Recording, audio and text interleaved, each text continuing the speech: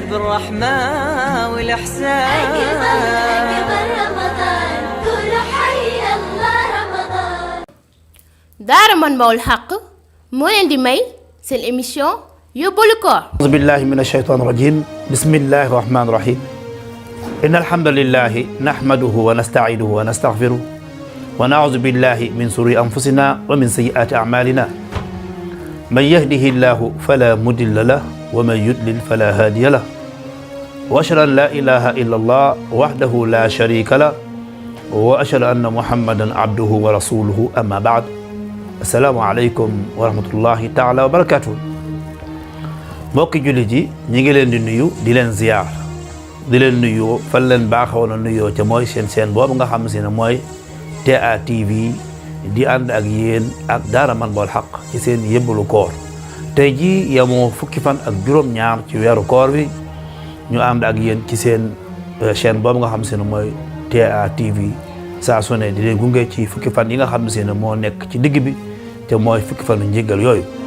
tey jii ñu leen xarit boo xam si ne Ibn Abbas radiyallahu anhuma qaala kaana rasulullahi sallallahu alayhi wa sallam ajwadu nnaas wa kaana ajwadu ma yakunu fi ramadan xiina yalqaahu jibril min ramadan fa yudaarisuuna alquran fala rasulullahi sallallahu alayhi wa sallam xiina yalqaahu jibril ajwadu bilxayr min riixil mursal muttafaqun alayh. jëlee nañ ci Ibn Abbas yàlla na ko yàlla yërëm mu ni kaana rasulullahi sallallahu alayhi wa sallam nee na yonent bi sallallahu alayhi wa sallam ajwadu naas yonent bi xam ngeen ne moo gënoon a tabe ci nit ñëpp yonent bi sallallahu alayhi wa sallam mu ne gënoon a tabe waaye nekkoon na mu ni wa kaana nekkoon na ajwadu di gën a tabe maa yakunu jamono yi nga xam ne si ne nekk nañ fi ramadan ci weeru koor mu ni rawatina xiina yalqaahu jibril jamono yi nga xam ne si ne jibril mi ngi ànd ak moom daje ak moom di ko lan sa alquranul karim fii kulli laylati min ramadan. nee na yonent bi sallallahu alayhi wa sallam tabe googu nga xam si ne tabe woon na ko nga xam si ne moo gën a tabe ñëpp bu weeru koor wi fa masaana ñëw day tabe ba jaaxal nit ñi nga xam si ne ni mu daan tabe moo gën a raw